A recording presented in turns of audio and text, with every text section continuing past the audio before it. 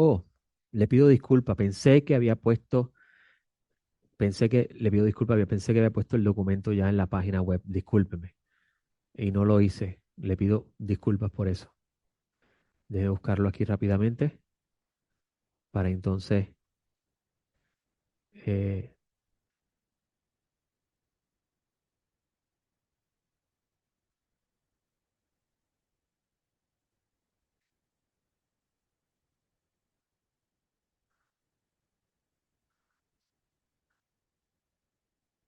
ok. Shabbat Shalom a todos.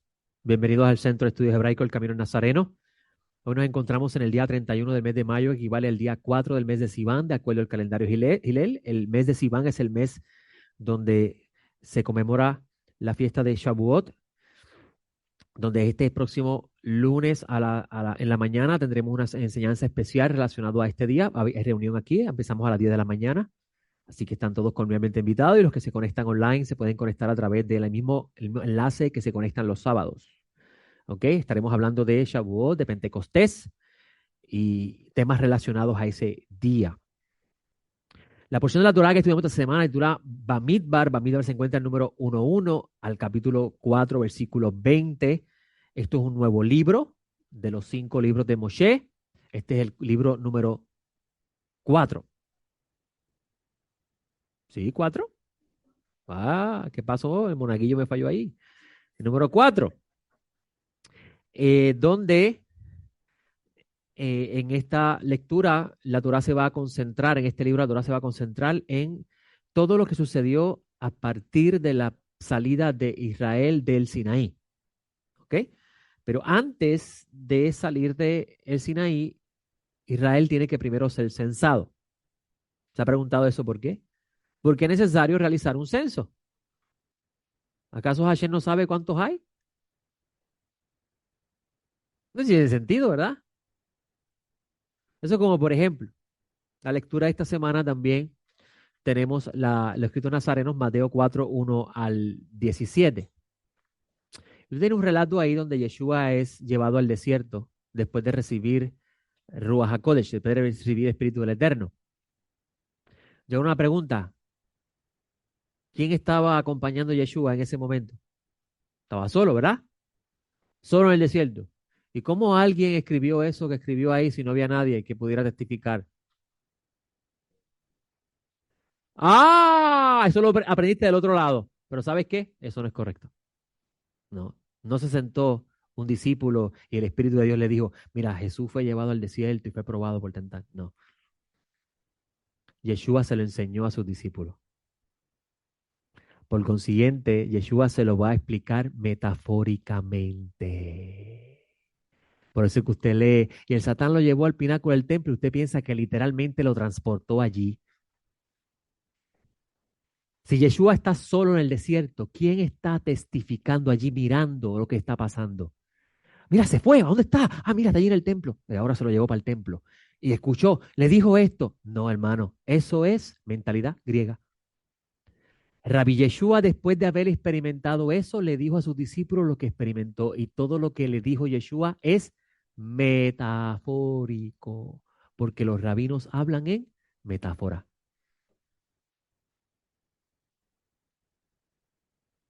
Así que eso es importantísimo que usted lo sepa. De la misma forma, de la misma forma, me preguntan por qué el lunes. Porque me preguntan por qué el lunes.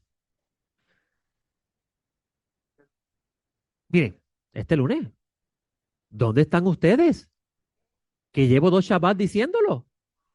Y ustedes tienen un calendario. No miran el calendario. Hoy sí, ahora sí que me asusté. Me preguntan por qué el lunes. Miren, hermano, en el mundo del segundo templo, habían diferentes grupos, cada uno batallando por quién tiene la verdad. Y esa división que existía entre ellos trajo la destrucción del segundo templo. Yo sé, porque lo he estudiado, que Shavuot siempre es un domingo. Que el calendario que tenemos hoy tiene sus problemas, pero le hago una pregunta.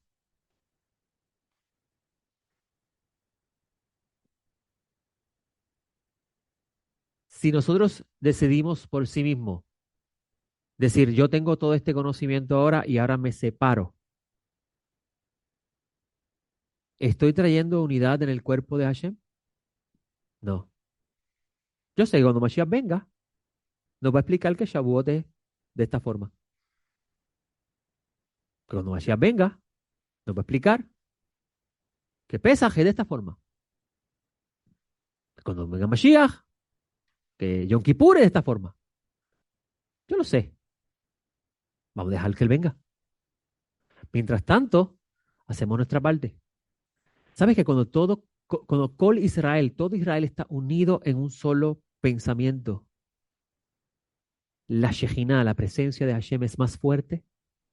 Por eso es que en Shabbat la presencia divina es más fuerte que cualquier otro día de la semana, porque está todo Israel en Shabbat con un solo pensamiento y un solo sentir, leyendo el mismo texto que leemos nosotros. En todas las partes del mundo está Israel leyendo este mismo texto del libro de Números.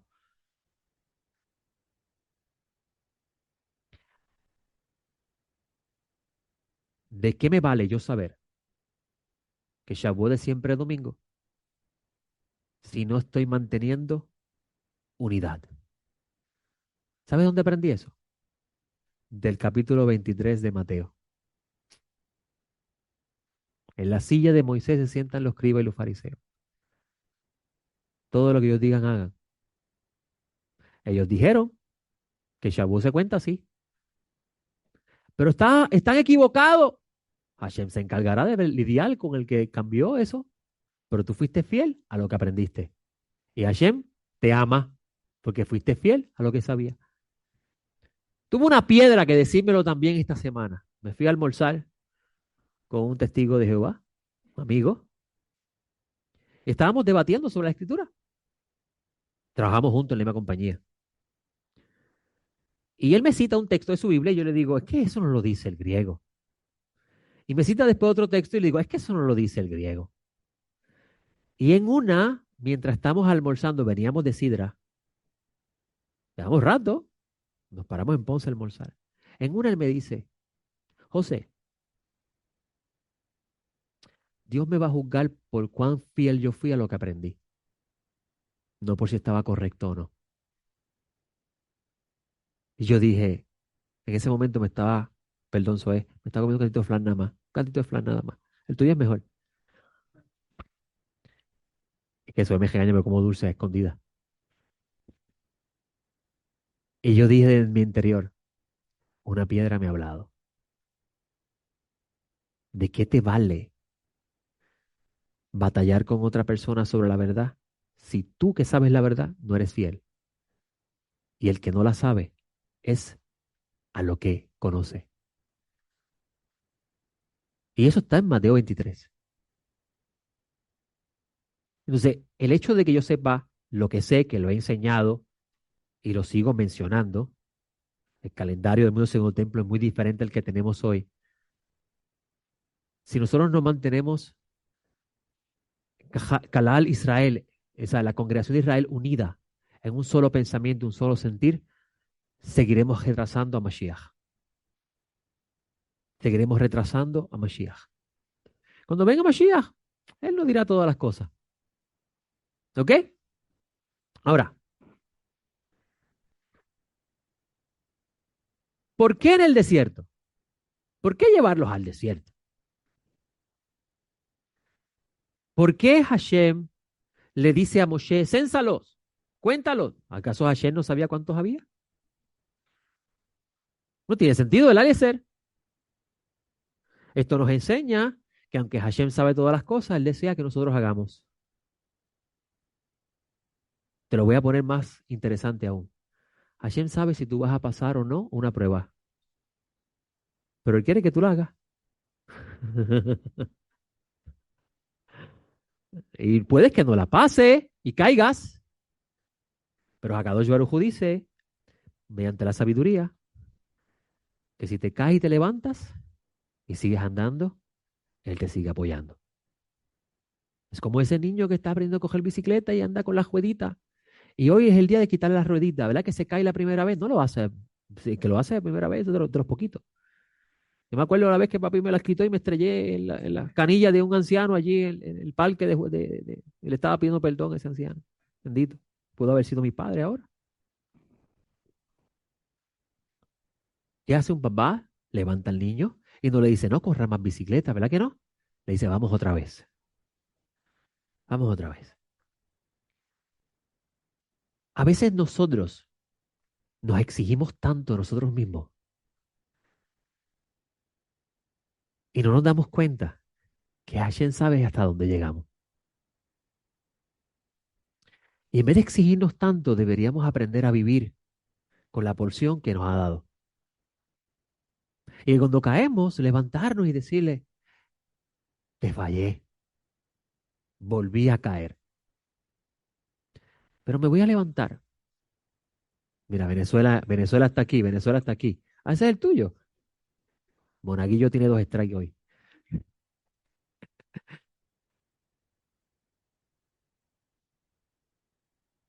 Yo decía en estos días pasados, ¿qué es más grande al que descubren haciendo algo incorrecto y en público se arrepiente porque lo descubrieron?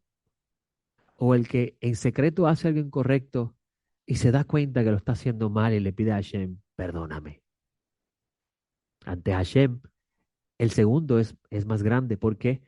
Porque no lo han descubierto. No es porque está en vergüenza de que alguien supiera lo que está haciendo.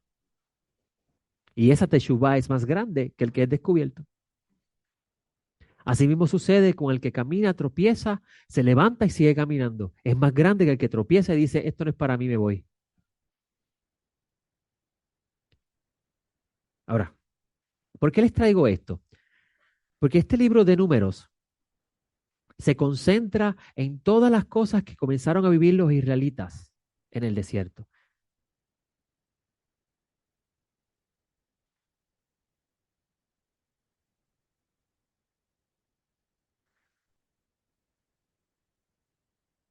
Y,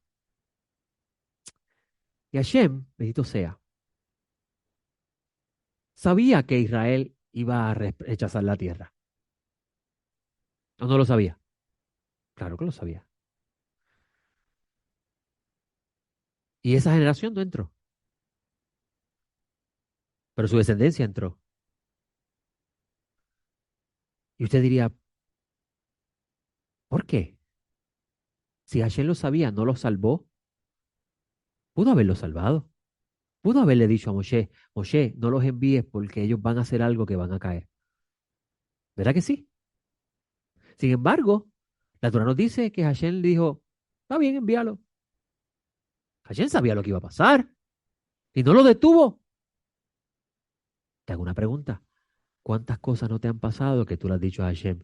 Y si lo sabías, ¿por qué no lo detuviste? ¿Por qué no? ¿Por qué tú permitiste esto? Y te voy a decir la respuesta. Esto te va a cambiar la forma en que tú miras la Biblia. La Biblia no es un mensaje de te vas para el infierno. Es un mensaje de la vida. La Biblia es un mensaje de cae, levántate, sigue andando. No te quites en el camino. ¿Cuántas experiencias puedes tú vivir a lo largo de la vida y podrías decir, Dios no me ama? Porque mira todas las cosas que me suceden. ¿Y sabes qué? Cuando piensas así, es el Yetzer Hara. Te voy a traer una nota aquí, bien interesante, que está relacionado a lo que estamos hablando hoy.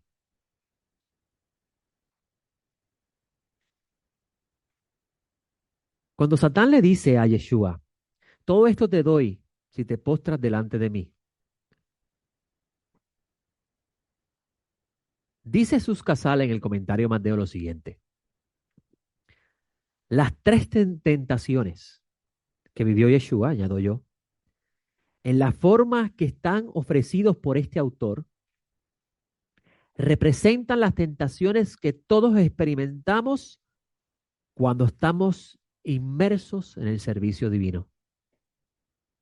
O sea, cuando consagramos nuestra vida a Dios. Eso no está en las notas. Presta atención acá. Ahorita vamos a los papeles. Primero, nosotros comenzamos el servicio divino para beneficiarnos a nosotros. El típico, si guardo los mandamientos, todo me va a ir bien. ¿Has escuchado eso por ahí, verdad que sí? O sea, pensamos que ahora caminar en el camino de Dios, la vida va a ser más fácil. Eso se llama un servicio divino fallido. Porque tan pronto sucede algo que te impacta, ¿qué hacemos? Abandonamos el camino.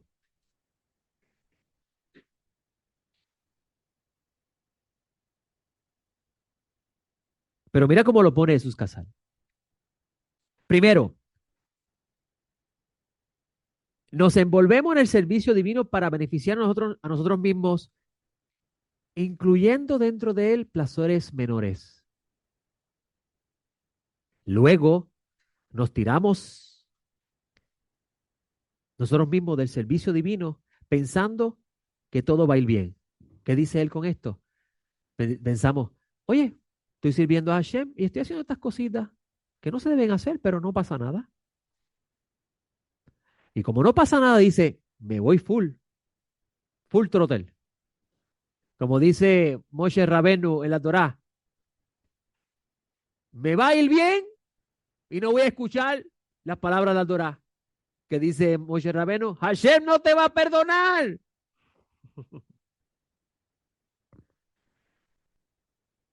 Luego comenzamos a preguntarnos, ¿realmente Dios existe?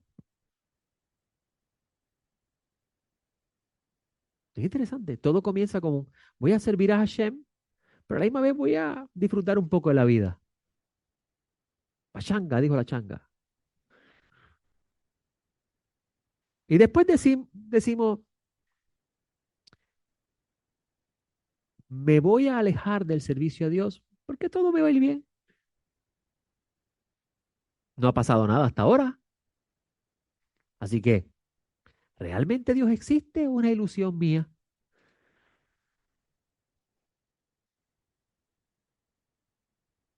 Y terminamos, dice él, en el camino de la lujuria y la sed por el materialismo, la gloria humana que es idolatría. Dice la Pirkei Avot 1:13, aquel que explota la corona de la Torá muere. Cierro la cita. Si nosotros obedecemos a nuestro Yetzer Hará en las cosas pequeñas, poco a poco nos seguirá dando órdenes a obedecerle aún en las cosas grandes, al punto que se puede manifestar en nuestras vidas como un Dios extraño. Qué bueno es Dios conmigo. Mira,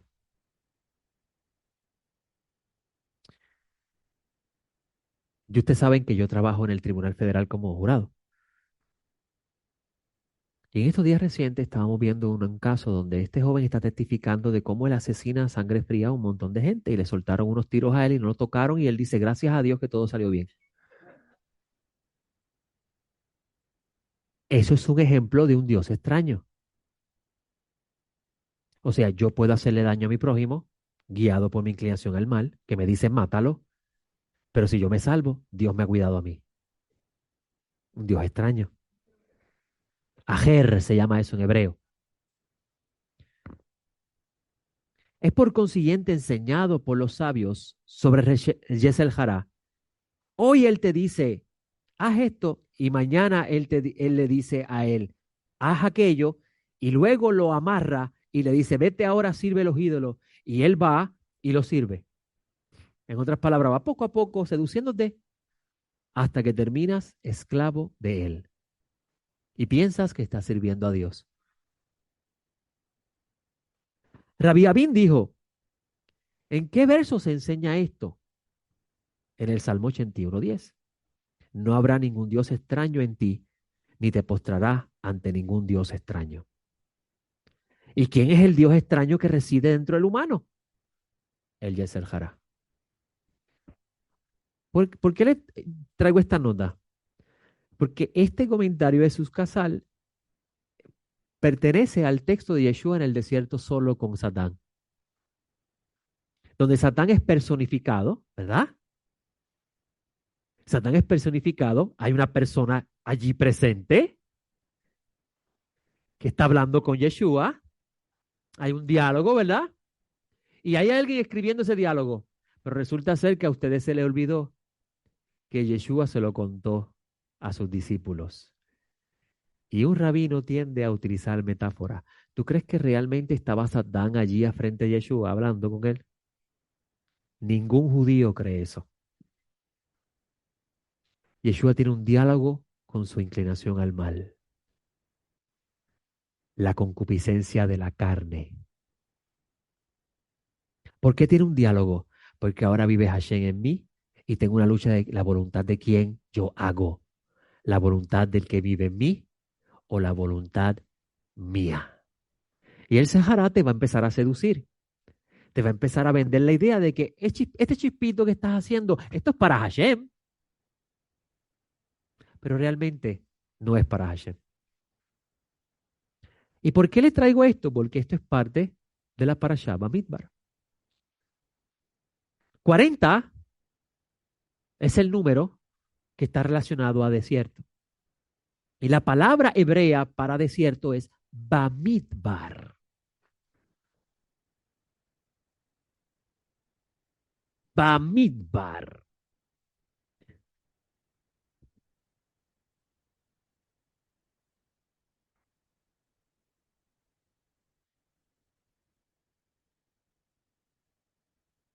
Bamidbar es la palabra hebrea para desierto, que en hebreo se escribe Bet,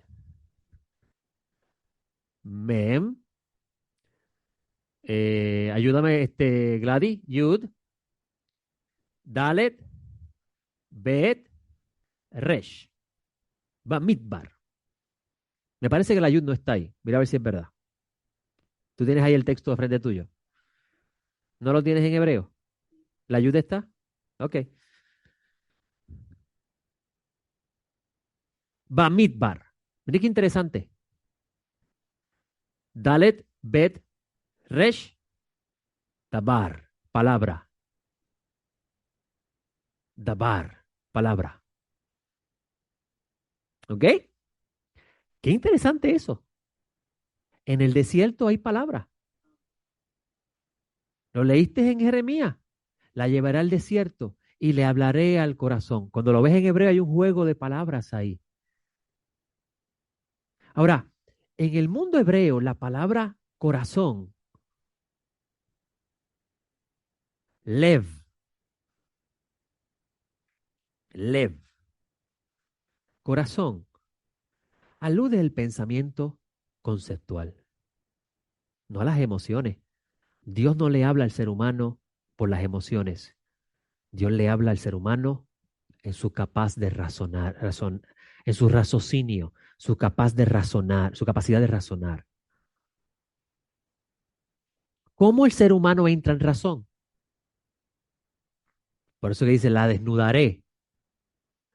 ¿Qué ejemplo de quién tienes tú en la Torá que no entró en razón independientemente de cuán destruido estuviera su nación? El faraón. Al faraón le dice, ¿es que no te das cuenta que Egipto está perdido? Y él estaba ¿qué? Obstinado. ¿Por qué estaba obstinado? Porque Hashem le endureció el corazón.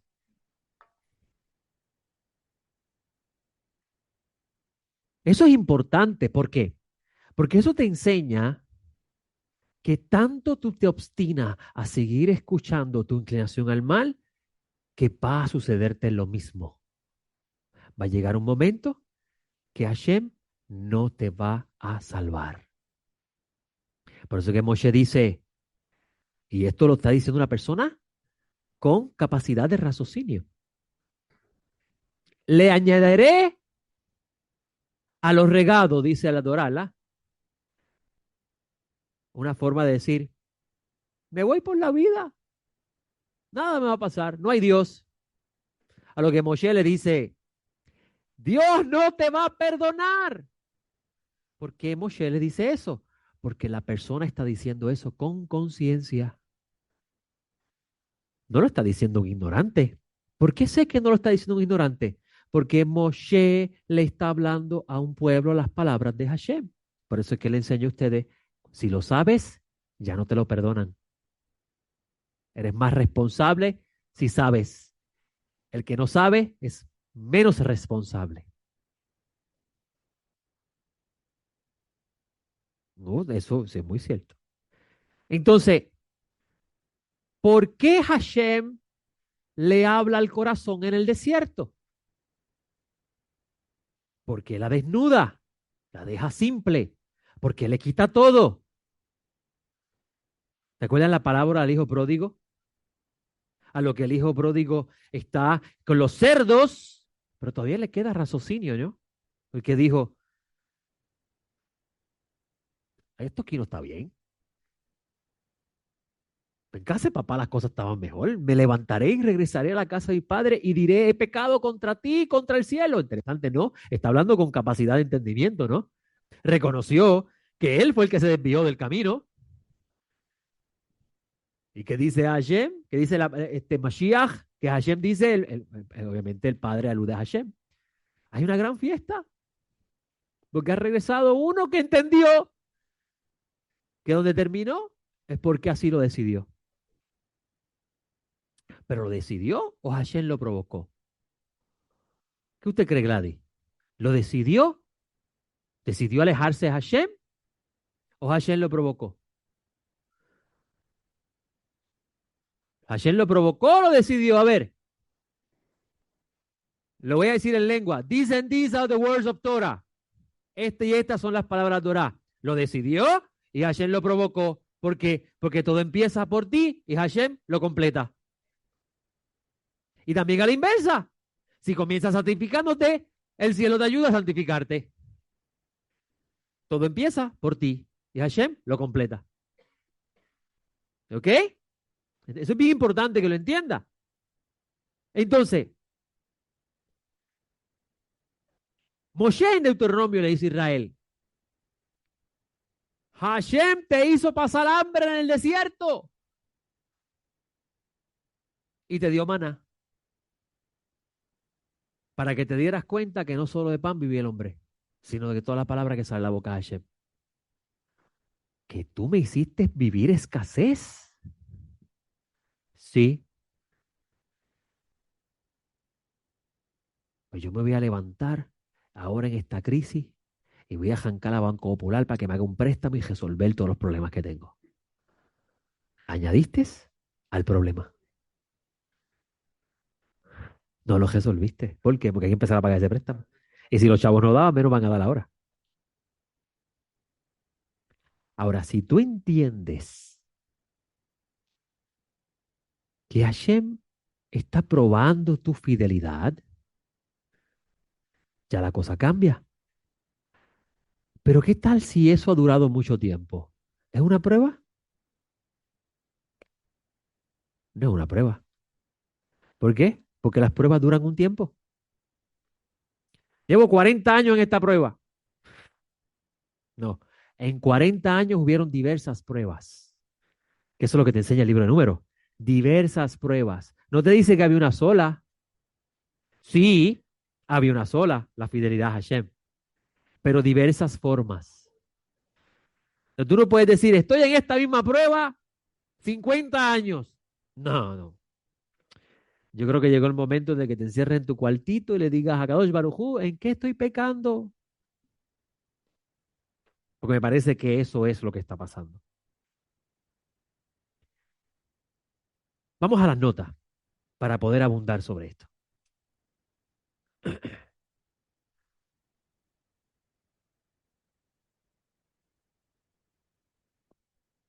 Los israelitas que escaparon de Egipto presenciaron la revelación sinática, erigieron el tabernáculo y recibieron instrucciones para su operación, como se describe en Éxodo y Egipto y Levítico. Ahora se preparan militar y espiritualmente para su marcha en el desierto.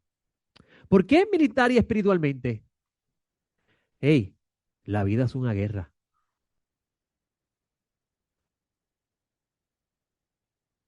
¿Y por qué espiritualmente? Porque también es una lucha interna. Y para estar listo para manejar el mundo de afuera, tienes que estar listo para manejar el mundo de adentro. Porque lo de afuera es una manifestación del estado interno en el que vives. Faraón no se daba cuenta que el mundo estaba destruido. Para Faraón todo estaba bien.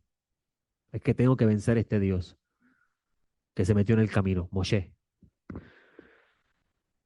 Sí, porque Moshe era el Dios de Faraón. ¿Tú no leíste la Torah?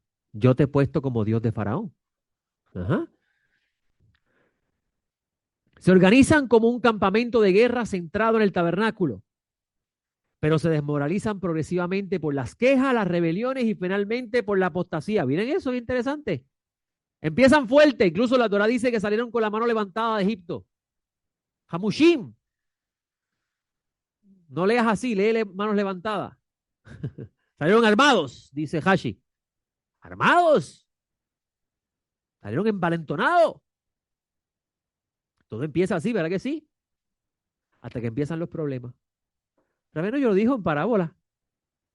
Estos son los que reciben la palabra, pero los problemas de la vida y las situaciones que hacen, las ahogan.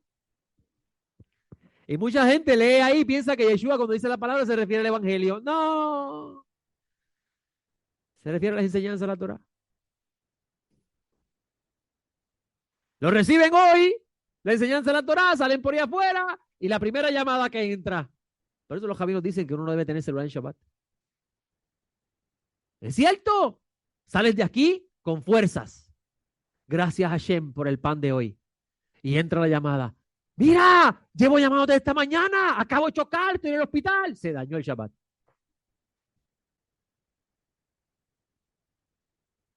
¿Y estás bien? Sí, sí. ¿Y qué pasó? ¿Que el cajo? Pues está bien, el cajo se arregla. Así que, sí, bueno, papi, no cojas eso en serio. Que tú debes estar andando con el celular, porque usted debe estar teniendo el celular, pues acaso se le explota una goma o algo así. Estoy usando un ejemplo.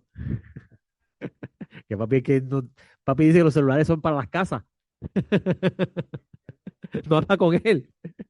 Entonces tú lo llamas todo el día y después, es que estuve en unas citas y, pero ¿por qué no te llevas el celular? Eso no está pegado a la pared. Pero lo entendemos, está en su mundo. Se desmoralizan progresivamente por las quejas, las rebeliones y finalmente por la apostasía. Entonces, ¿verdad que leímos lo mismo del texto de Mateo, del comentario de Mateo de sus casal? Entonces empieza poquito a poco con algo, hasta que termina diciendo, no hay Dios, eso es una ilusión mental mía. ¿Me va a ir bien como sigo? Exactamente. Lo que lo lleva a su muerte en el desierto, como nos enseña el capítulo 10, 11 al capítulo 25, 19. La primera de las tres secciones del libro número se lleva a cabo en el desierto de Sinaí, en el transcurso de 20 días desde el primer día del segundo mes del segundo año hasta el 20º día del segundo mes del segundo año, el día en que los israelitas dejan el Sinaí para serpentear a través del desierto por 38 años hasta llegar al río Jordán. Estos 20 días se dedican a poner el campamento en pie de guerra para protegerlo contra posibles adversarios. Y ahí entra una cosa bien importante. Cada uno de nosotros estamos para cada uno de nosotros. Si nosotros no nos mantenemos unidos como un campamento en este mundo que es un desierto, cualquier veneno de serpiente que penetre el campamento y no se detecta a tiempo destruye el campamento. ¿Ok? Así que todo empieza por ahí.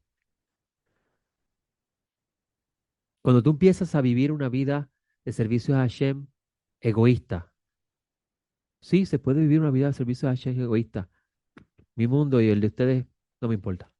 Yo estoy bien, está bien. Tú estás mal, eso no es mi problema. Ese es el mundo egoísta. Cuando no hay comunidad que viene de la raíz comunión, estar unidos. Entonces, cada uno por su mundo y eventualmente el campamento se muere. ¿Ok? Primero se toma el censo de hombres sanos. La palabra sano ahí significa aptos. ¿Ok? Luego el campamento se organiza para máxima seguridad, mientras que los levitas que se someten a un censo separado están acampados alrededor del tabernáculo y están encargados de protegerlo y transportarlos. A esto le sigue una mezcla de leyes relacionadas con la pureza del campamento y las responsabilidades culinarias de los sacerdotes. Los jefes tribales traen obsequios de transporte, bueyes y carretas al altar recientemente dedicado para el uso de los porteadores levitas, como en el capítulo 7. ¿Saben que ese es el capítulo más largo de toda la Torá? De toda la Torá, capítulo 7. Y todo está concentrado y vino este y su sacrificio, y ¡pum! Y vino este y su sacrificio, y todo es un sacrificio en ese capítulo. Los levitas se incorporan a este servicio, capítulo 8, 5:22, con trabajo asignado en función de la edad. Se permite el aplazamiento de un mes para aquellos que son ritualmente impuros. ¿Qué significa el aplazamiento de un mes? Una persona que cae y es sumergida en el mundo de la tumá retrasa el progreso espiritual. Se supone, se supone que todos estemos avanzando en nuestro crecimiento espiritual. Cuando alguien está enfermo, y no me refiero a enfermo físico, retrasa el crecimiento del campamento. Y por eso es que se habla del Sarat, que tenían que aislarlo y tenían que esperar que se sane. Incluso vamos a aprender en este libro que Miriam, Hashem la hiere con Sarat y nadie se puede mover de allí hasta que ella sea sanada. O sea, no hay un progreso espiritual, hay un estancamiento. Quien tiene la capacidad y el discernimiento para hacer esto es el líder, que son los levitas, que puede discernir el problema y puede traer a esa persona a volver a reincorporarse a la Kedushá, ayudándola a reconocer que tiene que arreglar sus caminos. A lo que Rabenu Yeshua nos enseña que después de 3 veces lo tienes que sacar para que no enferme a los demás. Es interesante, ¿no? Eso parece contradictorio, porque en otro lado él dice, el buen pastor deja las 99 y busca las descarriadas. Sí, pero la busca porque la descarriada quiere regresar y no sabe cómo regresar. Está gritando, ¡ayuda! Sí, las ovejas empiezan a gritar cuando están perdidas y están llamando a las otras. Entonces, el buen pastor va y la busca. Pero si la cabrita o la oveja no está gritando, ¿realmente está dando señal de quiere incorporarse al campamento o necesita ayuda? No, está feliz. ¿Tú ves cómo Hashem usa la creación para hablar de metáforas de las realidades espirituales de nosotros?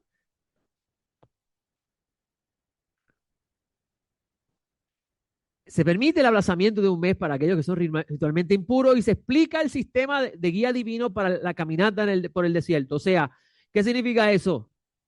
Miren qué interesante, ¿eh? La nube donde se posaba, allí paraban. Si la nube se levantaba, progresaban. Interesante eso, ¿no? ¿Sabes por qué? Porque cada vez que el campamento se reúne e invoca el nombre de Dios, la nube se posa, le da techo, los protege, los fortalece y por momentos se separa para que sigas andando.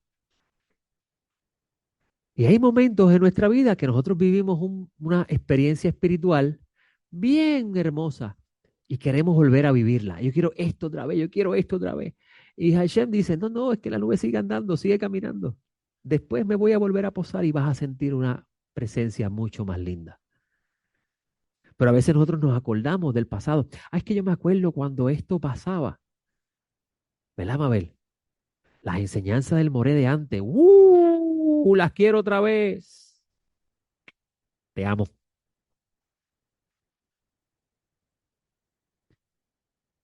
Pero la nube va por otro lado y hay que seguirla. Y si la seguimos donde Él se pose, allí volveremos a sentir la presencia de Hashem. Presencia que nos fortalece, que nos ayuda. Es un refrigerio, aguas que sacian la sed, un momento hermoso, das gracias y de repente me retiré otra vez. Tienes que seguir andando. Y tú no te vayas. Y él dice es que tengo que seguir andando porque la meta tuya es el Olam Jabá. Todo el tiempo la nube lo guió por el desierto. ¿Hasta dónde? Hasta el Olam Jabá. Todo el tiempo por el desierto cayó maná del cielo. ¿Hasta dónde? Hasta la tierra de Israel que representa el Olam Jabá. Allí cesó el maná. Pero usted quiere que el maná sea para siempre. Usted quiere que la nube sea para siempre. Y si fuera así para siempre, usted dejaría de ser humano. Seguimos aquí. Todavía estamos en la primera página y el gelo va a las millas. Así como las diversas llamadas de trompeta para las cuales el campamento puede satisfacer emergencia. Interesante, ¿no? Se consideraba la trompeta como una señal de emergencia. Por eso que dicen los sabios, se toca el shofar para confundir a Satán. Y usted escucha eso y usted piensa que literalmente cuando se toca el shofar el Satán se perdió. No sabe dónde está. Pero realmente recuerde que Satán, Yeser Hará y el Sitrei Hará son lo mismo. Tocar el shofar significa dar una voz de alerta. Y con la voz de alerta, el Yeser Hará se confunde. Te voy a dar un ejemplo. Vamos a asumir que mi amigo y monaguillo Juan Anaya está bien dominado por su Yeser Hará y de repente el morelloso dice, ¡Ey! ¡Despierta! Una señal de alerta. No puedes seguir así. Lo confundí, ¿verdad? Lo cogí de sorpresa para que despiertes y reacciones. Está en tu vida en peligro. Se utilizaba cuando venía el adversario a tocar el campamento. Se utilizaba también para anunciar de que hey, hay que estar alerta, viene batalla.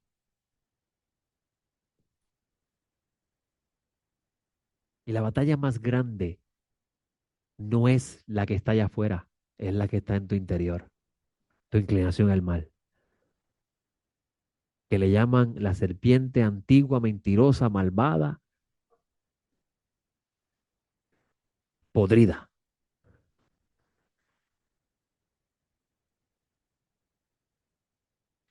Números 1 al 4 dice, el día primero del mes segundo, en el segundo año de su éxodo de la tierra de Egipto, estando en el desierto de Sinaí, habló Adonai a Moisés en la tienda de reunión diciendo, yo tengo una pregunta, ¿por qué tiene que la Torá repetir otra vez que Hashem le habla a Moshe? Ya no lo sabíamos. ¿Por qué es importante la Torá mencionar que Dios le habla a Moshe? ¿Quién es Moshe? Moshe es el Kli, la vasija, que Hashem usa para hablar al pueblo de Israel. Eso es el profeta. La sección de la Torá de esta semana comienza primeramente resaltando la idea de la comunicación divina a Moisés. Sin comunicación divina, el campamento no crece. Moshe, quien es el receptor de esta comunicación. En la traducción al español no podemos percibir la riqueza de esta idea, sin embargo en hebreo vemos cómo este concepto con claridad en el rollo. Vaidaber Adonai el Moshe Lemor. Bamidbar Sinaí. Beogel Moed. Y le habló la palabra del Eterno a Moshe en el desierto del Sinaí, en la tienda del encuentro. Ahora vienen por ahí los Eres Rab y dicen, esa palabra es Yeshua. Yeshua le estaba hablando a Moshe. Pero no. Si usted va a la literatura del Segundo Templo, la cual Yeshua pertenecía, Dabar Adonai es lo mismo que la sabiduría de Hashem. Porque la palabra, o sea, yo te hablo lo que está en mi interior. ¿Qué habla Dios? Sabiduría, Jochma. ¿Por qué? ¿Por qué sabemos que Hashem habla Jochma? Porque vemos, porque vemos Jochma, vemos que en el libro de Génesis la Torá empieza con Bereshit, que es igual a en un principio, que no sabemos cuál es. Eso pudo haber sido millones de años. La traducción que usted debe leer es en un principio, no en el principio. Por eso Rashi dice, en el principio de Dios querer crear la creación. ¿Cuándo fue el principio? We don't know. Exacto. ¿Ok? Por eso que tú vas a ver que las personas fundamentalistas del cristianismo dicen, el mundo tiene 6.000 años y cualquier descubrimiento que muestre que la tierra tiene más tiempo, eso es del diablo. Sí, porque todo lo que no entendemos es del diablo. Sí, todo lo que no entendemos es del diablo. O todo lo que afecta a lo que yo creo es del diablo. ¿Verdad que sí? Es lo, exactamente. Es lo que el libro de Proverbios dice, en un principio estaba yo con Dios. El libro de Proverbios capítulo 8, en un principio estaba yo con Dios. Reshit, dice el texto. ¿Quién está diciendo en un principio estaba yo con Dios? Josma, a lo cual los sabios dicen, con sabiduría creó Dios los cielos y la tierra. Entonces, si Dios creó con sabiduría los cielos y la tierra, todo lo que emana de la boca de Dios es sabiduría. Eso es importante porque usted va a encontrar que Juan dice que la sabiduría de Dios se encarnó. Eso no es literal. Él está diciendo que su rabí, que es mi rabí, que es el Mashiach, es la sabiduría de Dios. ¿Por qué? Porque ellos sabían muy bien, y todavía lo sabe el judaísmo hoy, que el Mashiach es lo más cerca de Dios. Moshe llegó a abrir 49 puertas de entendimiento. Mashiach abrirá 50. La última puerta. A eso es que está refiriéndose.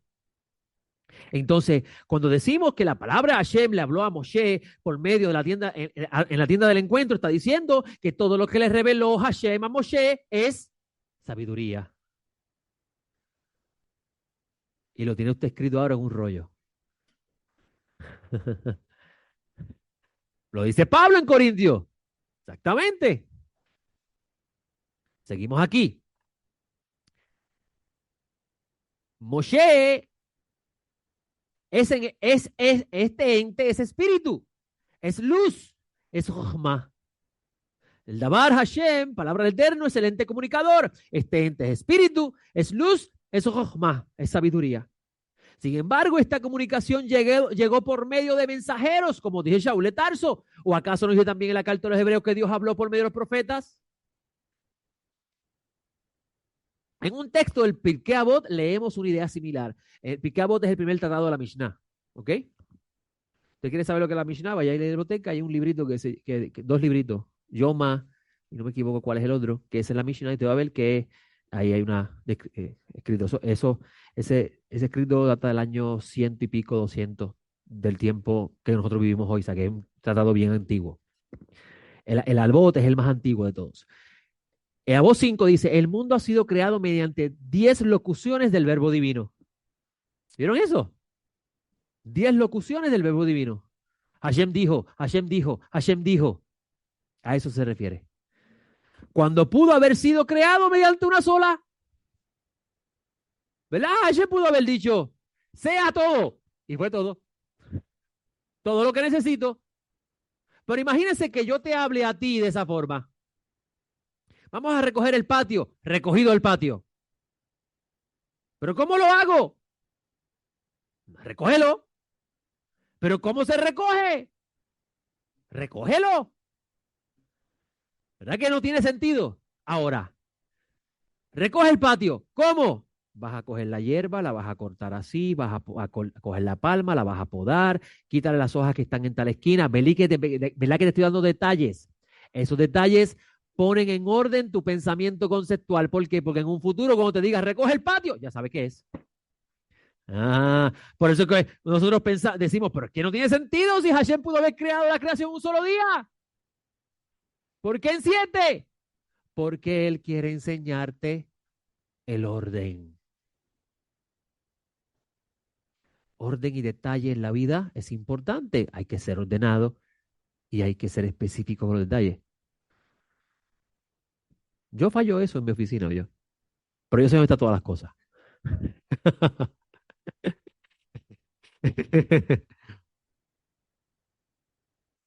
Dice, continúa la voz 5. De este hecho infieren nuestros sabios que el castigo de los impíos que atentan contra la existencia del mundo se ve sumamente aumentado. Asimismo, se ve acrecentada la recompensa de los hombres justos que contribuyen al mantenimiento del mundo, como así que ha sido creado mediante 10 locuciones del verbo divino. Miren, interesante. En otras palabras, la voz dice, Hashem va a castigar a los que destruyen el mundo y va a recompensar a los que lo cuidan. Eso mismo está en Revelaciones. Hay un capítulo de Revelaciones que dice que Dios va a juzgar a los que destruyen el mundo.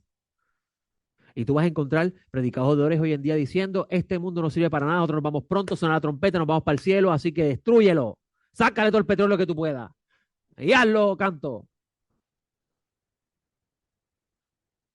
Sobre este versículo, el versículo que acabamos de citar de Números 1, dice Or-Haim, el rabino Or-Haim, nuestros sabios en Bamidbar Rabá ofrecen muchas perspectivas valiosas sobre este versículo. Queda la pregunta de por qué Dios no describió lo sucedido de manera más uniforme. Al principio Dios describe el lugar general donde se comunicó con Moisés, es decir, en el desierto del Sinaí, seguido con una descripción más específica, la tienda de reunión. Sin embargo, al describir el momento en que tuvo lugar esta comunicación, la Torá menciona primero el día y el mes y solo después el año. Es decir, la descripción más general del periodo en que todo esto ocurrió, es decir, durante el segundo año del pueblo en el desierto. Lógicamente, la Torá debería haber mencionado primer año, seguido de mes y del día de la comunicación con Dios. Creo que si analizamos, dice Or-Haim, el texto con atención, veremos que la Torá sigue un patrón completamente lógico, lo que mucha gente carece cuando estudia la Biblia. Pensar, luce de ejemplo. Leemos el relato de Yeshua en el desierto con Satán y nadie se pregunte quién estaba allí. La respuesta fundamentalista es Dios se lo reveló a los que están escribiendo. Pero eso sí no piensa el pueblo de Israel. El pueblo de Israel piensa así de forma. El maestro se lo explicó a sus discípulos. Yo viví esto. Ahora, si usted quiere ver una idea bien interesante de un discípulo de Yeshua, entendiendo eso que Yeshua está experimentando y después diciéndolo a sus discípulos, lea el Evangelio de Juan. Miren esto que interesante. Que diga, la primera carta de Juan, no lo busque, yo solo voy a decir. Primera de carta de Juan, después te lo lee. Primera carta de Juan, capítulo 2, versículo 15. No améis al mundo ni las cosas que están en el mundo. Si alguno ama al mundo, el amor del Padre no está en él. Oh, espérate. ¿No tenía Yeshua la Shejinah, que es la manifestación del amor de Dios? La presencia de Dios en tu vida, ese es el amor más hermoso. Porque todo lo que hay en el mundo, la codicia de la carne, tengo hambre, la codicia de los ojos, le mostró la soberbia de la vida. Lánzate, Hashem te va a cuidar. No viene del Padre, sino del mundo. Y después lea usted el próximo versículo que dice, y el mundo está por pasar, pero el que hace la voluntad de Dios vivirá para siempre. ¿De dónde él sacó esas ideas? De lo que Yeshua le enseñó a él, de su experiencia en el desierto. ¿Ok? Entonces, embargo, dice Orjaim, si analizamos el texto con atención, veremos que la Torá sigue un patrón completamente lógico. Debemos recordar el comentario en Shemos Rabá 45:6 sobre Éxodo 33:21, donde dice, hay un lugar aquí junto a mí, donde el significado de la palabra junto a se interpreta como un énfasis en que el lugar es secundario para Dios. O sea, el lugar es secundario para Dios. ¿Dónde tenemos un ejemplo de eso? ¿Por qué Hashem se manifiesta en una zarza ardiendo? Hashem se le manifestó a Moshe en una zarza ardiendo. De los árboles del mundo es el más insignificante. Imagínate, crece en el desierto. Más hermoso un árbol de China que no crece en el desierto. ¿Verdad que sí? Pero una zarza, ¿por qué una zarza ardiendo? Dicen los rabinos, esto es para enseñarnos que no hay un lugar en el mundo que no esté la Shejina. Pero es algo extraño a lo que enseñó Rabeno Yeshua. ¿Qué dijo Rabeno Yeshua a la mujer samaritana? Viene un momento que los que sirven a Hashem lo van a servir guiados por el Espíritu y por la verdad. Eso es lo que significa el Espíritu en verdad, ¿oyó? O sea, esto significa que aunque el lugar es importante, porque nos encontramos en un punto dentro del tiempo, y esto es el énfasis que está dando el sabio aquí, en el segundo mes del segundo año, ¿verdad? Está haciendo un énfasis en tiempo y lugar. Aunque eso es importante, no tiene valor alguno si no está la Shejina. Y eso es importante que usted lo entienda. Porque entonces el valor de la vida dentro del marco del tiempo de la existencia humana es que Dios esté presente. Si Dios no está, la vida no tiene sentido. No hay razón para contar el tiempo. ¿Qué son los años de la vida? Nada. Ok. Dice el texto, de no ser así, la Torá habría citado a Dios diciendo, aquí estoy en este lugar. En otras palabras, todo el concepto de espacio, es decir, Makom, es algo secundario para Dios. Una vez que comprendemos este hecho, sabemos que cada vez que la Torá menciona la aparición de Dios en un lugar determinado, el lugar mencionado tiene una importancia menor. Cuando la Torá menciona el desierto, esto es en realidad solo un detalle relativo a la comunicación de Dios con Moisés a través del Ohel Moed, que es el mensaje esencial del versículo. Ohel Moed, la tienda al encuentro. La Torá nos llama la atención sobre esto mencionando primero el día, el mes en que esto ocurrió, antes de decirnos en qué año. Bereshit Rabá 4 y 5 y 6 ofrecen otra evidencia del cambio milagroso que experimenta un lugar cuando Dios lo honra con su presencia. El Midrash describe que Dios, que pudo crear todo el universo y llenarlo con su presencia, sin duda podría hablar al pueblo israelita de entre las varas del arca sagrada. 600,000 israelitas pudieron caber en el espacio de 2 codos entre las varas que transportaba el arca sagrada. Es interesante. Oye, ese pequeño espacio podrían caber todos. Pero ¿cómo pueden caber? Usted nunca se ha hecho si usted mide, usted coge el espacio del lugar santísimo que está descrito en la Parashat Tetzaveh y lo mide. Yo lo hice una vez un año, ¿se acuerdan ese año que yo saqué una cinta? Lo miden y miden el tamaño del arca. Usted se va a preguntar, ¿y cómo cabieron? ¿Cómo Aarón podía entrar ahí si no hay espacio? ¿Cómo Aarón? Si usted mide el arca y mide el Aarón Kadosh, o sea, el arca y el espacio del lugar santísimo, no hay espacio para otra persona. Esto te enseña que en el lugar sagrado de Hashem no caben 2, solamente uno. Y él le hace espacio a un número 2 si ese número 2 se humilla, como entraba Aarón, humillado, al lugar sagrado. Pero no se vea tan lejos. ¿Cómo puede en la plaza de la ciudad donde está el templo caber tantos israelitas y cuando usted lo mira no es tan grande? Cualquiera diría, eso es una fábula. Bueno, de la misma forma que de 2 peces pueden comer ¿cuántos?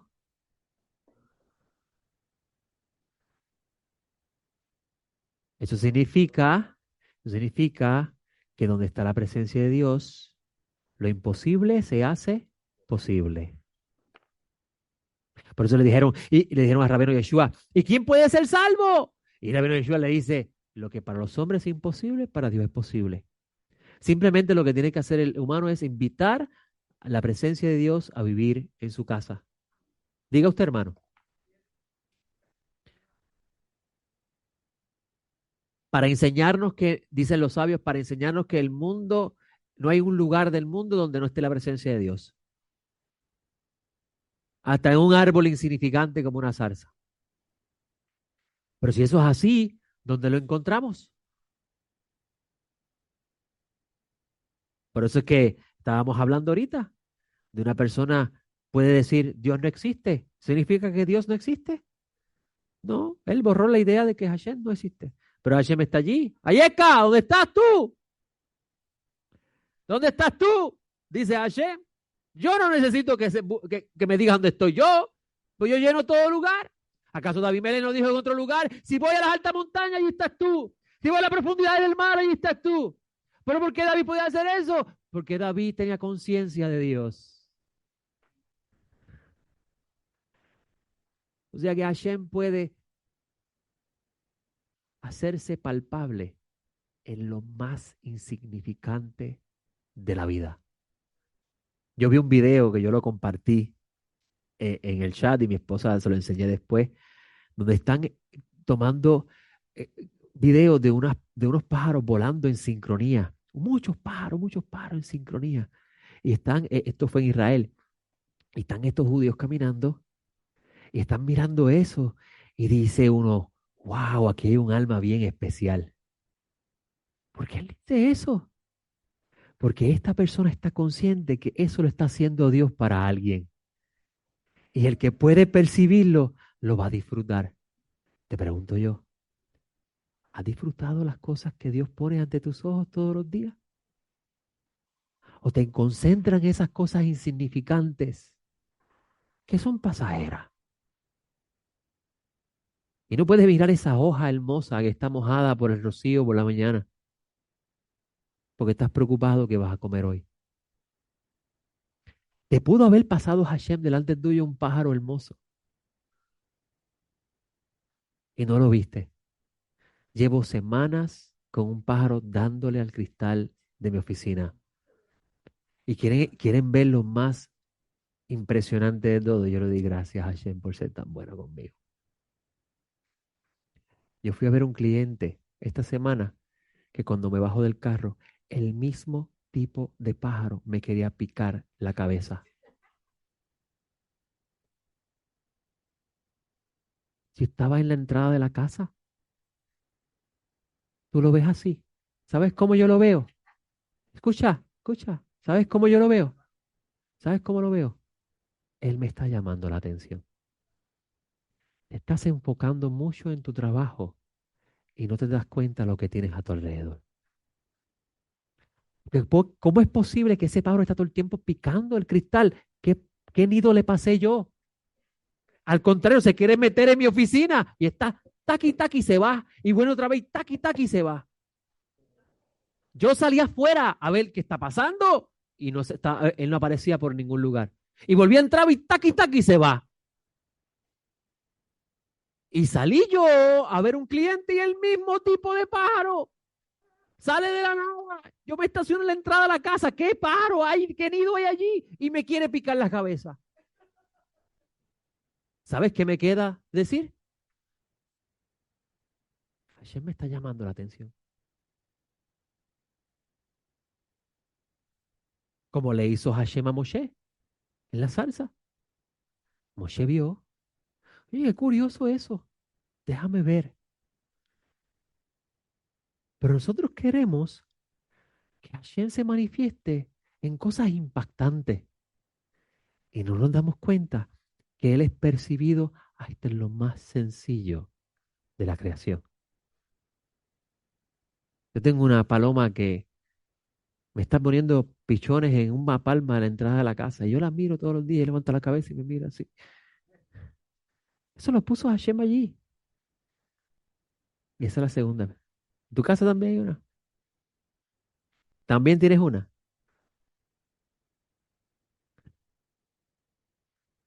¿Quién levantó la mano?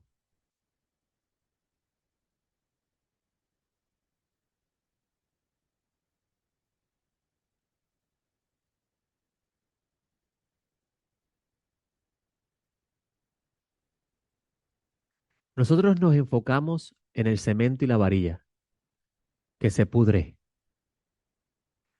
pero no miramos que Él renueva cada día la obra de la creación. Y nosotros no salimos afuera a estar pendiente a eso. Y hay que hacerlo. Dice en la nota, normalmente percibimos pequeñas cantidades que caben en recipientes diseñados para albergar cantidades mayores. Tales leyes de la naturaleza pueden revertirse a voluntad de Dios y esa fue una condición que impuso a la naturaleza en el momento de la creación. Eso es interesante, ¿por qué? Porque nos está diciendo el Jaime ahí que Hashem puede hacer cosas imposibles a nuestros ojos. Y recuerde, y aquí lo enseñamos, el Mashiach Yeshua, porque nosotros creemos con perfecta fe que Yeshua es el Mesías, es nuestro rabí.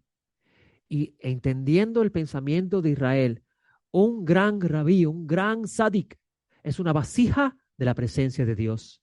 Y Hashem lo usa a él para manifestar grandes cosas. Por eso podemos ver que Yeshua le daba de comer con 2 panes o con 2 peces y 5 panes a una gran multitud. Y no es porque Yeshua sea alguien grande, sino porque él se humilló a sí mismo y dejó que la voluntad de Hashem viviese en él. Hay un texto de Deuteronomio que lo vamos a estudiar en su momento, donde dice la Torá, dice, recuerden mis preceptos. Y dice la palabra et, donde Rabbi Akiva dice, esto significa que hay que reverenciar hasta el rabino. ¿Y por qué hay que reverenciar al rabino? Porque el rabino es la manifestación de las palabras de Hashem.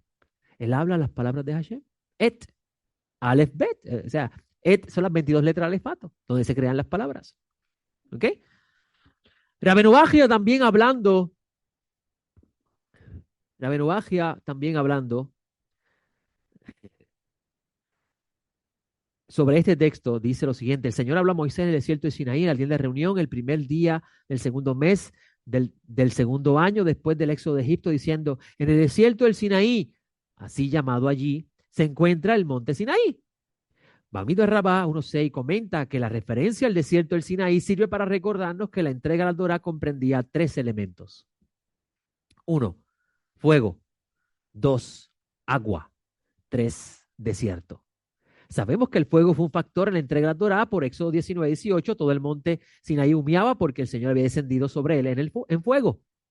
Sabemos que el agua también fue un factor crucial porque lo leemos en Jueces 5:4 en el Cántico de Débora, donde dice, oh Señor, cuando saliste de Seir, avanzaste desde el país de Edom, la tierra tembló, los cielos gotearon, sí, las nubes de agua, las montañas se estremecieron ante el Señor, el del Sinaí, ante el Señor Dios de Israel. Finalmente sabemos que el desierto fue un factor de la entrega de la Torá por la referencia al desierto del Sinaí en nuestro versículo. Continúa Rabenu Bajia diciendo, ¿por qué fueron estos 3 elementos una parte integral de la entrega de la Torá? Para decirles que así como 3 fenómenos básicos en la tierra están disponibles gratuitamente para todos, ¿vieron esta idea? La Torá debe enseñarse gratuitamente. Y por eso que usted escucha aquí tantos años diciendo, no se vende este pan. No se venden cursos de conocimiento de la Torá. Esto es gratis. ¿Ok? Isaías 55:1 dice, lo explicó claramente cuando proclamó, oh, todos los sedientos vengan por agua. ¿Por qué fue importante entregar la Torá en el desierto? Para enseñarnos que uno no puede adquirir verdaderamente la Torá, excepto después de haberse vuelto sin dueño como el desierto. O sea, no se puede recibir las palabras de Torá sin primero usted convertirse en alguien sin dueño. ¿Qué significa eso? O sea, alguien sin dueño. ¿De quiénes eran dueños los israelitas? Del faraón. Fueron liberados por la mano poderosa de Hashem para convertirse en dueños de Hashem, pertenencia de Hashem. O sea, salir de la esclavitud de uno para ser siervo de otro.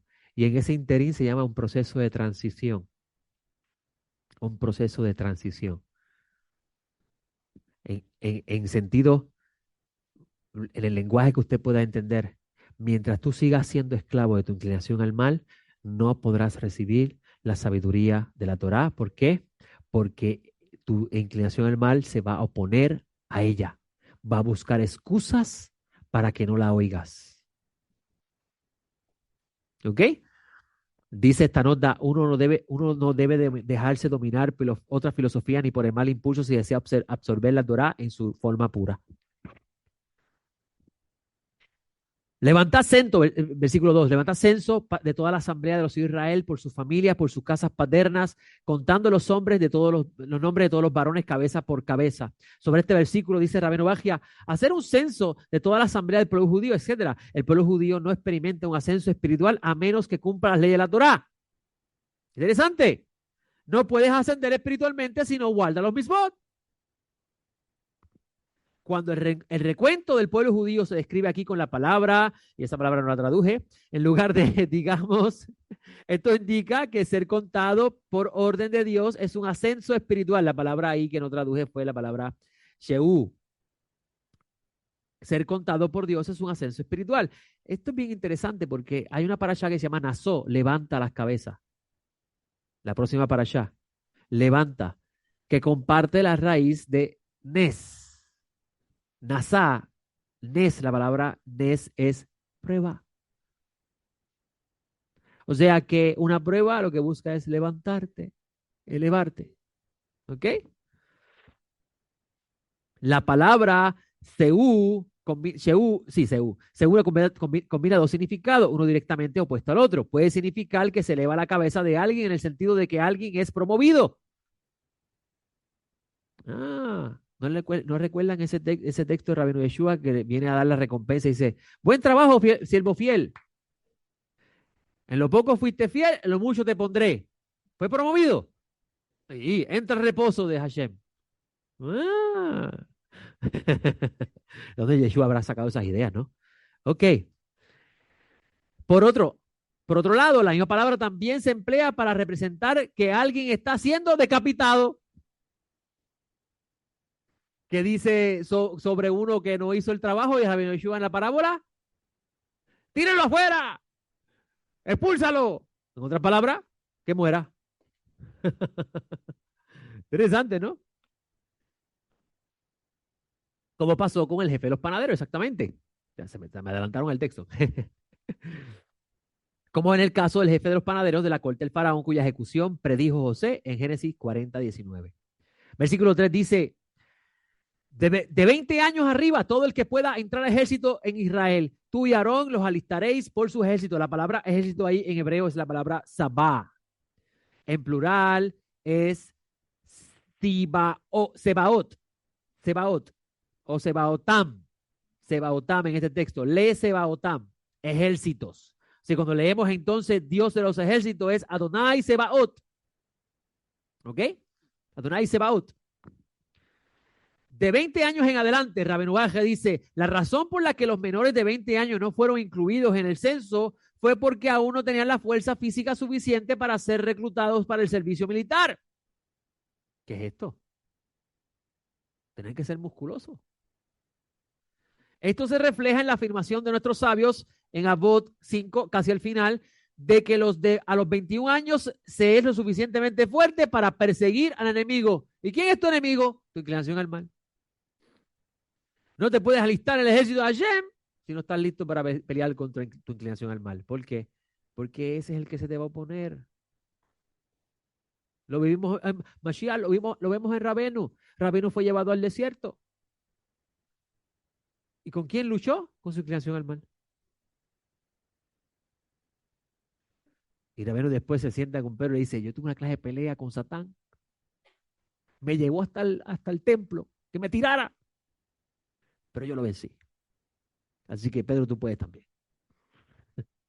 Y si estuviera Javi entre nosotros hoy, diría, tú también, Eliezer, tú también. Todos ustedes pueden. No le hagan caso. Recuerden las palabras de Hashem.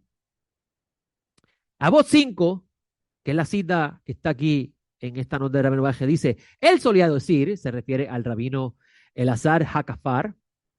Hakafar significa la roca. Había un rabino llamado Elazar, la roca. Y eso no fundó tampoco una iglesia.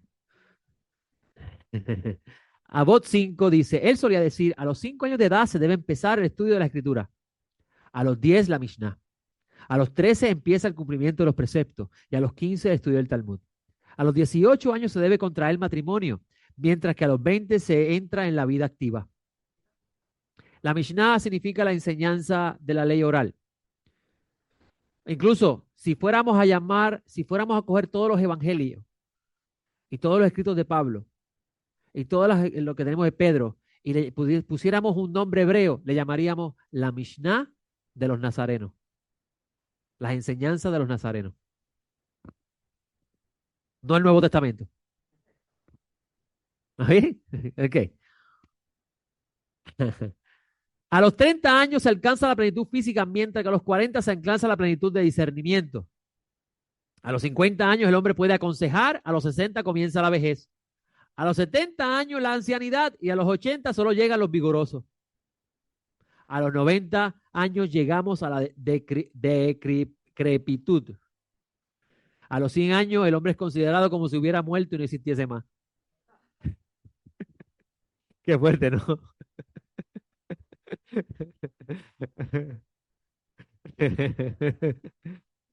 Shinei Lujot Habrit, comentando Bamidbar, dice lo siguiente. El propósito del recuento era permitir que la Shejinah se estableciera entre el pueblo judío. ¿Vieron eso? La razón de ser del censo es que la presencia divina morará entre ellos. ¿Ok? Cada persona debía tomar conciencia de su valor personal al ser contada. Se le animaba a pensar que todo dependía de su actividad y contribución personal. ¿De quién vemos una idea similar? De Pablo de Tarso. Hey, el pie y la mano es importante en el cuerpo. Las piernas también. El torso. Todos somos importantes para mantener el cuerpo mesiánico bien. Nadie es considerado insignificante. Hasta la uña es necesaria. Es más, que tenga usted un dedo sin uña, a ver si usted va a poder sentirse bien. Ayer mi esposa se cortó un dedo. Todavía la comida quedó buena, pero ella estaba bregando con ese dedo cortado. Se le hacía difícil y apretar y soltar. Todas las partes del cuerpo son necesarias. Así somos todos necesarios en el cuerpo mesiánico. ¿Ok?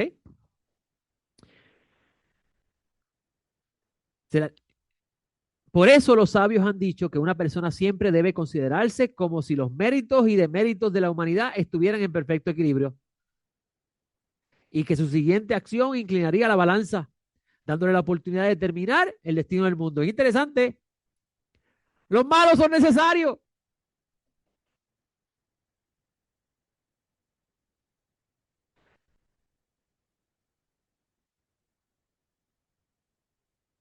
¿Cómo Hashem puede medir un justo?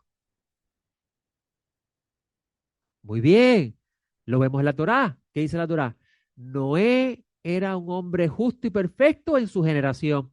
O sea, Hashem está pesando las acciones de Noé con la generación que él vivía. Tú no puedes medir tu justicia con las generaciones pasadas. Tienes que medirla con la generación que tú vives. Hashem así lo pesa. Así es que funciona esto. ¿Ok? Usted no puede compararse con Abraham Avinu, ni con Moshe, pero se puede comparar con Donald Trump.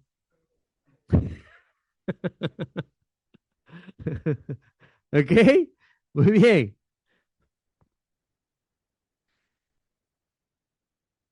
Una sola buena acción suya permitiría que el mundo perdurara. O sea, cada vez que usted hace algo correcto, mantienes el mundo vivo. ¿Sabe usted eso? Si usted no hace algo correcto, el mundo se destruye. Lo tenemos en la Torá. Mira, Abraham, nuestro padre, está hablando con Hashem. Y Hashem le dice a Abraham, dice en la Torá, ¿le voy a ocultar lo que voy a hacer a Abraham? O sea, Hashem no hace algo sin revelarlo a sus profetas. Abraham es un profeta. Y le dice a Abraham, yo voy a destruir a Sodoma. Y Abraham se acuerda de su sobrino Lot. Y le dice, Abraham, si encuentras al menos 50, ¿lo destruirá? Y Hashem le dice, por causa de 50, no lo destruyo. Y va Abraham bajando. ¿Verdad que sí? A lo cual, con eso la Torá nos está diciendo que un justo, uno solo, pudiese hacer que el mundo se preserve, que no sea destruido. ¿Qué te dice ese relato? Que en Sodoma no había nadie. Ni Lot tan siquiera tenía la justicia suficiente para hacer. Lot fue salvado por Abraham, por los méritos de Abraham. Eso es importante porque todos ustedes son necesarios para la preservación de este mundo. Si usted deja de hacer lo correcto, Hashem destruye este mundo y te destruye a ti con él. Por eso que los sabios dicen, tienes que pensar todos los días cuando te levantes, el mundo fue creado para mí. ¿Ok? ¿Entendido eso? Y un varón de cada tribu. Imagínense, miren esto. En estos días yo vi un video que alguien lo grabó en Nueva York, creo que fue en Nueva York o fue en Pensilvania. Está tantos videos que presentan de los judíos malos, ¿verdad? Negativos. Pero los videos que ellos hacen cosas buenas no los presentan. Y casualmente me cayó en las manos un video bien interesante donde está este hombre deambulante, sin camisa, arrodillado en el suelo, todo el mundo pasando ajorado por la vida, y pendiente a sus asuntos. Y este hombre está pidiendo y con frío. Y pasa este judío hasídico y se quita la chaqueta, se quita la camisa, se arrodilla y se la pone. Si ese acto de bien de ese hombre pudo haber hecho que el mundo exista un día más, se logró. Échale mano a esto. Tú puedes hacer hoy algo que puede hacer que el mundo continúe. Está en tus manos eso.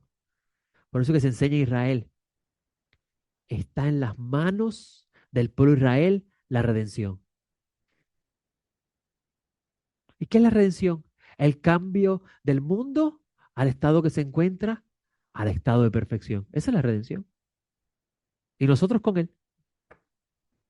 Por eso es que dice, Pablo de Tarso dice, la creación espera la manifestación de los hijos de Dios. O sea, la creación está esperando que tú hagas tu parte. No es que usted tenga poder, como los protestantes interpretan, no, eso es que tú sales enfermo, levantas gente las camas, hoy es el gran día del Señor. No,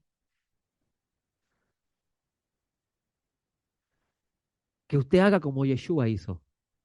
Hashem viste al enfermo, Hashem visita al enfermo, yo visito al enfermo. Hashem da de comer al hambriento, yo doy de comer al hambriento. Por eso es que él se llamaba Hijo de Dios, porque hacía lo que Hashem, lo que veía Hashem hacer. ¿Y usted hace lo que Hashem hace? ¿O estás envuelto en tus asuntos? Esto no tiene nada que ver conmigo, sigo andando. Como la gente que pasaba por la calle. Esto no es conmigo, él se lo buscó. Eso es lo que uno pensaría, ¿verdad? Él se lo buscó. ¿Para que lo use para droga? No, eso no es problema tuyo. Rabenu dijo, al que te pida, dale. No te dijo, pregúntale para qué lo quiere. O vete, cómprale comida mejor. No, dale, dale. Después, Hashem se encargará de juzgarlo a él por lo que hizo con lo que recibió. Como te juzgará a ti por lo que hiciste según aprendiste, según recibiste. Lo mismo. Ok, se me está acabando el tiempo. Número 1:45, ese reloj está atrasado. Número 1, está adelantado, adelantado. Número 1:45-46 dice, todos los alistados de los hijos de Israel por sus casas paternas de 20 años arriba, todos los que en Israel podían salir a la guerra, resultaron ser 603,550. ¿Vieron eso? Interesante, ¿no? Con detalles. Detalles. Hashem está en las pequeñeces y también está en los detalles. Mira, búsquese un momento Mateo 23.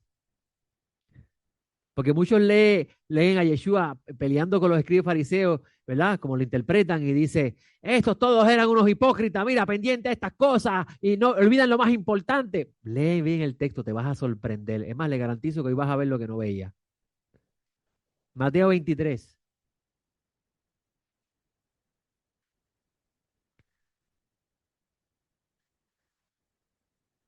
versículo 23.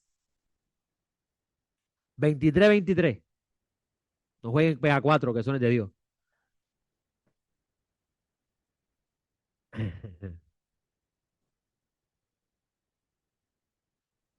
Mateo 23, 23.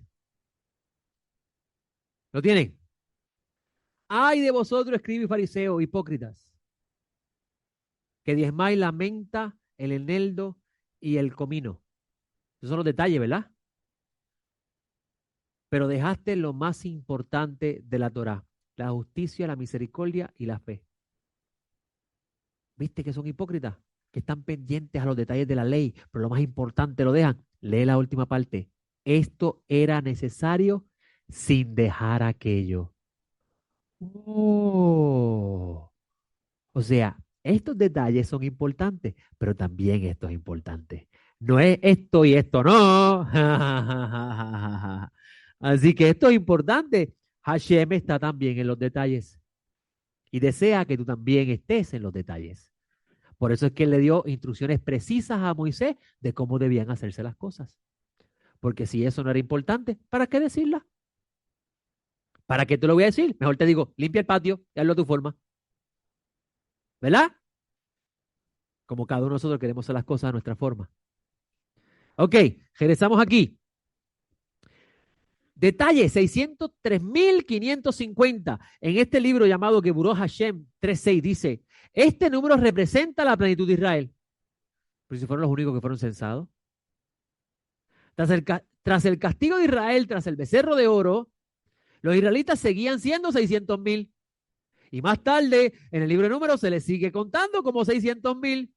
La plenitud de Israel se representa con el número 600.000. Cuando su número aumentó posteriormente fue porque fueron bendecidos con una mayor fertilidad. ¿Qué está diciendo eso? Pablo dice, y todo Israel será salvo. Todo Israel, Col Israel será salvo. Col Israel. Esa expresión hebrea es importante. Col Israel, todo. Español no tiene sentido. Todo Israel. Col Israel. Ok.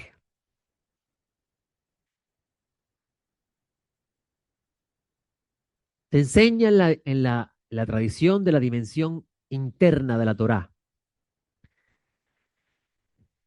que hay un árbol en los mundos celestiales que se llama el árbol de la vida. En los mundos celestiales, por allá arriba, hay un árbol. Ese árbol, en hebreo es etz, esta es la palabra hebrea para árbol. De ese árbol afloran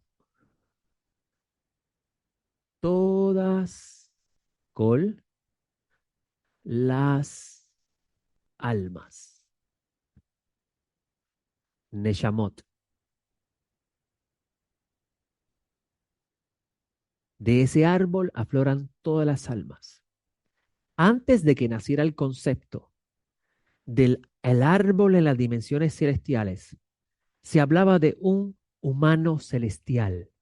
Tranquilo, que no estamos hablando de Yeshua. Un humano celestial, un humano arquetipo, que se llama la imagen de Dios. Ese humano arquetipo le llaman Adam, Adam Kadmon, que significa, Kadmon viene de Kedem, que significa antiguo. Antiguo, Kedem. A esa palabra, Kedem, Kadmon, Kadam, es la raíz, también se utiliza para el este, ¿ok? Del este viene la presencia divina, ¿ok? Estos hombres sabios, para tener cuidado con la problemática, hay un libro que se llama Shiur Komá, Shiur Komá, Shiur Komá. El libro se llama así y significa la estatura de Dios, donde habla de las dimensiones de este Adán Kadmón. Pero por el peligro de darle representación física a Dios y llegar a pensar, recuerda que las vasijas reciben la luz e interpretan mal. Dos cosas, una cosa dijo Dios, dos escuché. Por ese peligro, suprimieron esta idea y trajeron mejor la idea de un árbol. ¿Por qué suprimen la idea? Por el peligro de esas personas que empiecen a decir, Dios es un humano. ¿Ok? Pero esta figura, el Adán Kadmon, es lo que se llama la imagen de, ¿quién dice Cat? La imagen de, la imagen de Ain, la imagen de la nada, la imagen de la nada. ¿Ok? ¿Qué significa eso? Que este arquetipo es la representación visible, visible esa palabra es bien peligrosa, la percepción comprensible del incomprensible. Pero ese arquetipo no manifiesta la totalidad de lo que él es, sino una idea. ¿Ok? Y es de este arquetipo donde afloran todas las almas, donde sus almas en su componente inicial son 600,000. Se llama la raíz del árbol. ¿Ok? De cada alma afloran otras almas de esta, otras almas de esta. Y cuando tú vienes a ver es como un árbol con muchas ramas. ¿Ok? Un árbol con muchas ramas.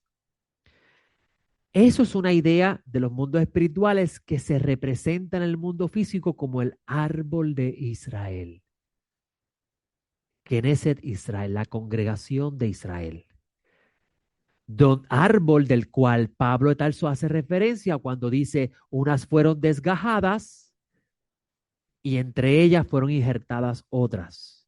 A lo que Moshe Hai Luzzatto en el libro del Hashem dice que cuando un gentil se desgaja del árbol de donde él de donde él viene y se inserta en el árbol de Israel, él puede comer de la raíz. O sea, se nutre de la raíz. Son ideas, no son literales. ¿Ok? Entonces, esto es importante porque es bien curioso encontrar, como en el libro de Bamidbar, Hashem dice, hace el censo, van por el desierto, se comete el pecado de los espías, va a morir todo el mundo, y cuenta otra vez al final del libro, siguen las mismas 600,000. Ahora sí que se puso difícil la cosa. Como estos 600 salen, mueren en el desierto, y aún así siguen entrando 600. A lo cual se enseña que esos 600 que entraron son una continuidad de las almas de los que murieron.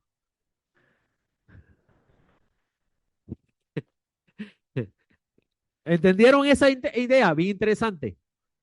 Así que esto es sumamente importante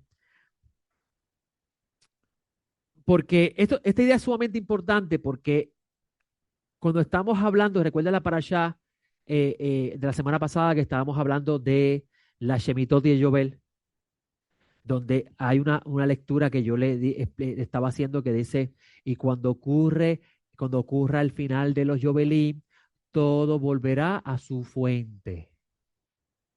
Todo volverá a su fuente. A lo cual yo lo conecté con las palabras de Pablo de Tarso, que él dice, y conoceré como fui conocido.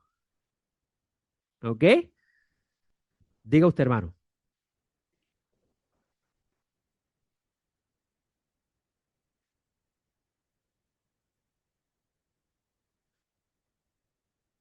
Ajá. Porque hay unas almas bases que son las que sostienen las demás almas.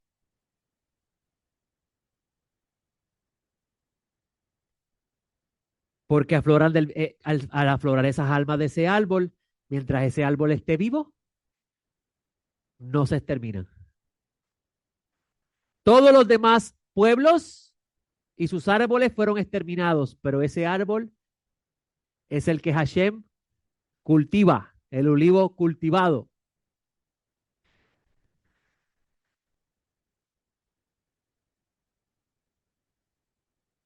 A ese árbol que tiene, escuche bien, eso tiene otro nombre también, múltiples nombres para hablar de la idea. Ese árbol también se llama Knesset de Israel, la congregación de Israel, la congregación de los santos. A ese árbol nosotros fuimos injertados. Y nuestra alma ahora se alimenta de la Neshama de una de las 600,000. Oh, eso es otra clase. Seguimos aquí. Ok, vamos a avanzar, estamos terminando. Me perdonan, pero tenía que llegar hasta aquí. Ok, entonces dice Números 2, 1 al 12, habló Adonai a Moisés y a Aarón diciendo, los hijos de Israel acamparán cada uno junto a su propio estandarte bajo la insignia de sus propias casas paternas, dando frente a la tienda de reunión, acamparán en su derredor. Es importante señalar que la estructura milicial creada en esta porción simularía la de los cielos.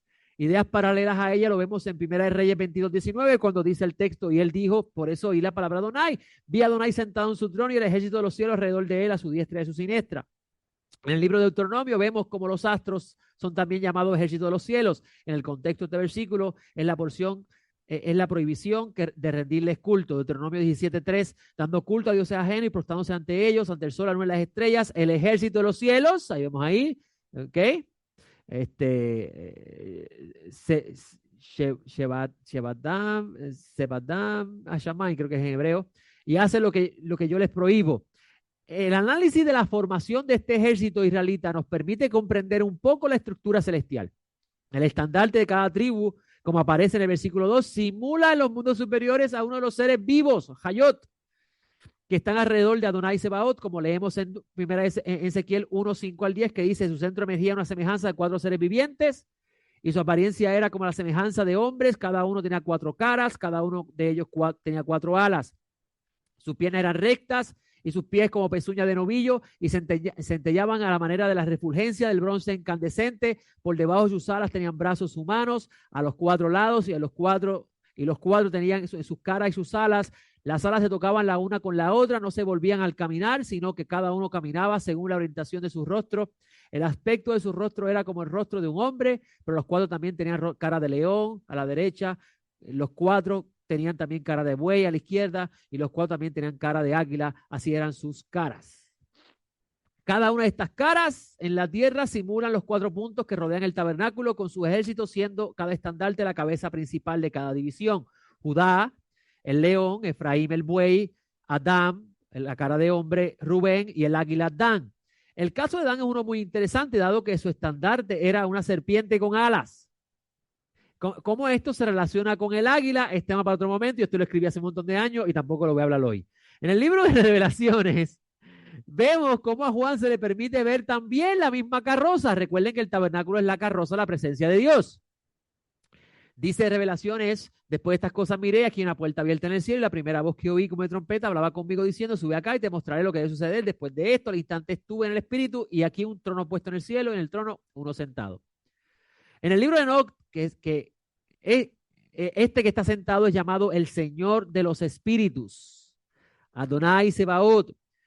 ¿Cómo el autor relaciona la palabra Sebaot con espíritu? Es de suma importancia, dado que cuando hablamos de los ejércitos celestiales estamos hablando de entes espirituales no físicos. Esto es importante. Se enseña, e incluso la ciencia moderna así le explica, que cada astro, cada estrella, cada planeta emana una energía que influencia sobre la Tierra.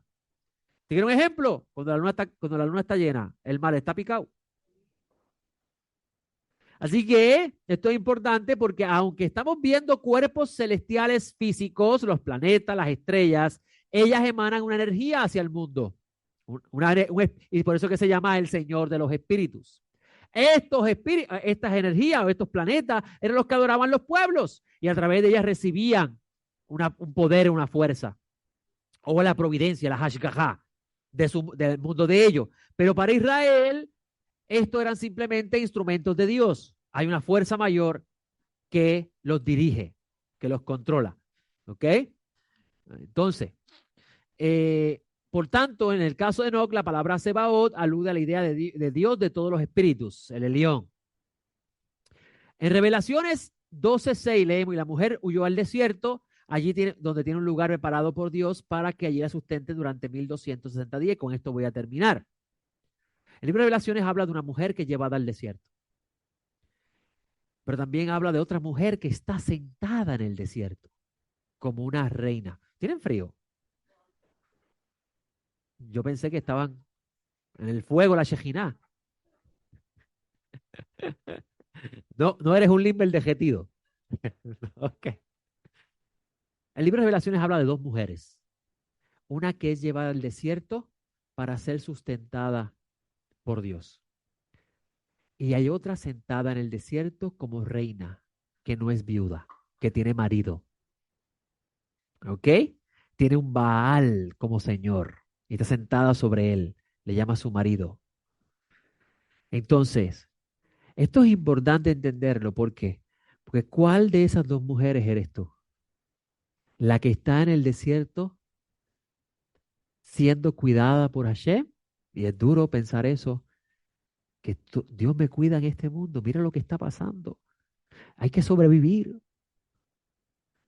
O busco gloria, honor en este mundo y me siento sobre mi marido. Le digo qué hacer.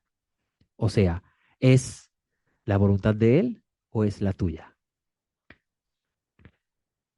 Sobre este versículo de Osea que dice, por tanto, yo la traeré, la conduciré al desierto y la abriré su corazón, dice Rashi, la seduciré, la atraeré. ¿Y cuál es el atractivo? Dice Rashi, la conduciré al desierto, al exilio. Para ella es como un desierto y un páramo.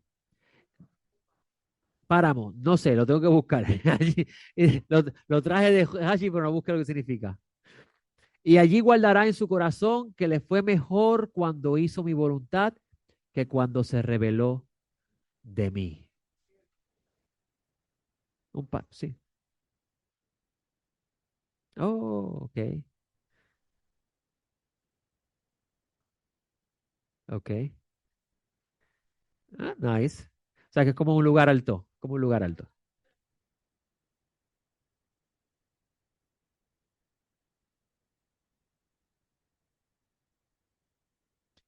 Y muy probable ese sea el significado porque la Torá traducida de Rashi es de América Latina, del área creo que Venezuela o Argentina, el que traduce. O sea que es una palabra que ustedes entienden muy bien. Una montaña alta típicamente ubicada en los Andes. Ok, perfecto. Quiere decir que eso se refiere a eso, paramos un lugar alto, una montaña alta. Ahora, miren qué interesante, Rashi, eso mismo es, Rashi ve este texto de Oseas como un lugar, el desierto, como una alusión al exilio. Esto es importante porque el libro de Revelaciones habla de la mujer huir al desierto, una alusión también al exilio. Todos estamos en el exilio. Este no es nuestro mundo. Por consiguiente, estamos viviendo, estamos en él, pero no somos parte de él.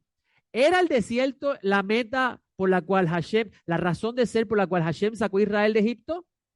De ninguna forma.